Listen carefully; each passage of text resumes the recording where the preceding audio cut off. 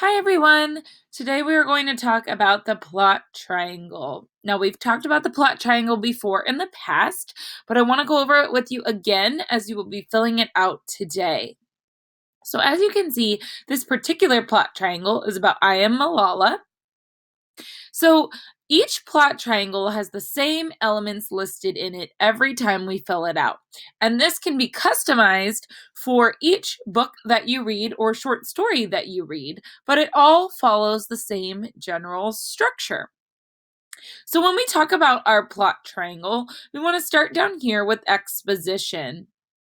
So when we talk about exposition, we're talking about the who, the what, the where, the when, the why, and the how.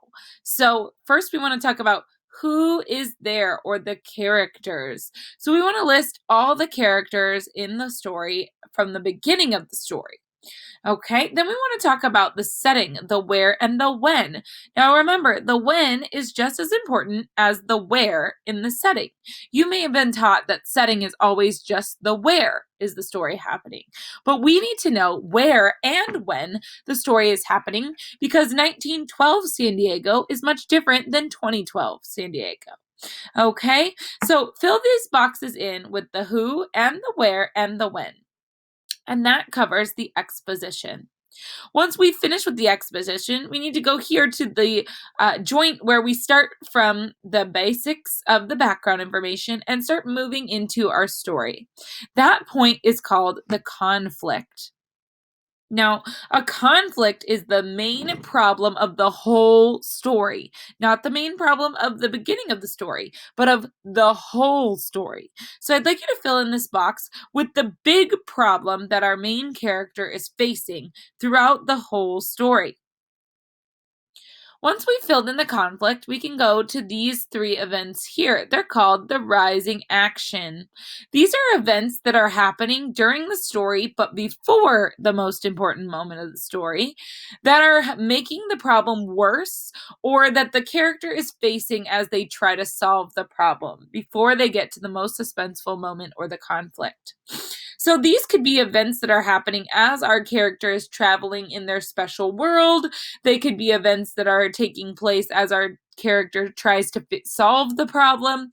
But these are all three, at least three. You can always do more, but at least three events that are happening as we move through the story towards the climax. Now, the climax, as you know, is the most important moment or the most suspenseful moment of the story. This is usually where the protagonist fights the antagonist, or good fights evil, or our character stands up to the bad guy. So this is the most important moment. So you're going to describe for me what happens in the most important moment of the story here in the box for the climax. Once you've done that, we're going down to the falling action. These are the events that take place after the climax, but before the story is over. So we're talking about things that are happening as our characters wrapping up, how they are returning to their regular life, things like that.